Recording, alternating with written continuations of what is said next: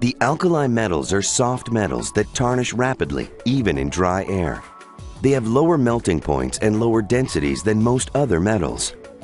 They all react violently with water, and as a result are never found uncombined in nature. Lithium is the least dense of all the metals. It is sometimes used to make lightweight steel alloys for high-performance aircraft. Sodium is the sixth most abundant element on Earth. Its many uses range from table salt to batteries, and it is one of the main components in seawater that makes it undrinkable. Potassium is the seventh most abundant element on Earth. It goes into glass, soap, and explosives. Rubidium is used in photoelectric cells, vacuum tubes, and heart research.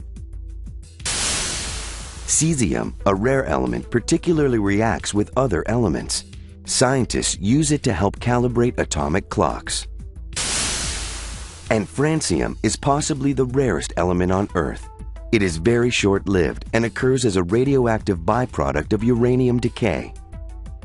There is less than 1 ounce of francium in the Earth's crust at any one time. Like most other metals, the alkali metals are silvery metallic solids. They are excellent conductors of electricity and heat.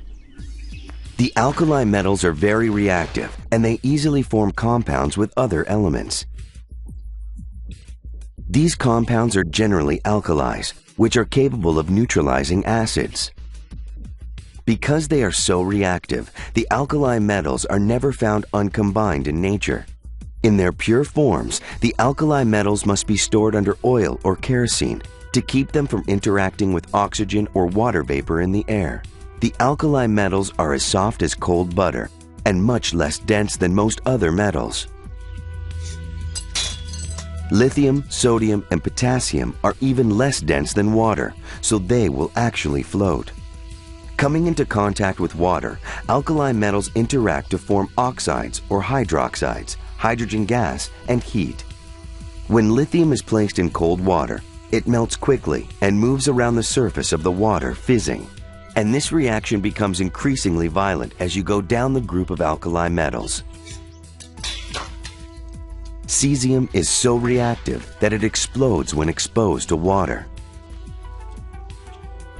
Looking at the periodic table can help explain the reactivity of the alkali metals. On the periodic table, the elements are listed in order of their atomic number. The atomic number represents the number of protons in an element's nucleus. In its normal or ground state, this nucleus is also surrounded by an equal number of electrons. And as the atomic number increases, generally so does the size and mass of the atoms. As you read the table from top to bottom, each horizontal line is called a period.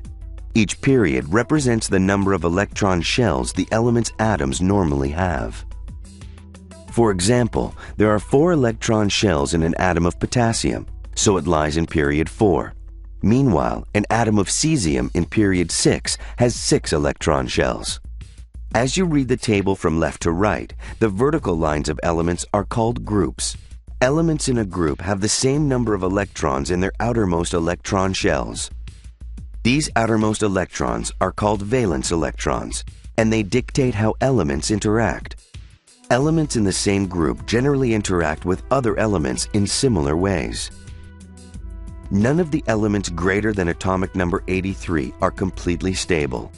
All of these elements, including francium, are radioactive.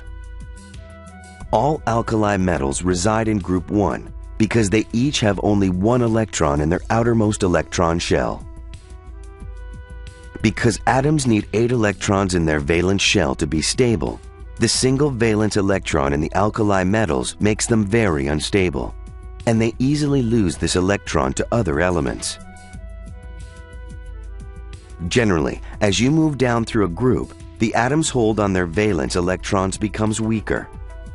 So as you move from lithium to francium, each element is more reactive than the one before it.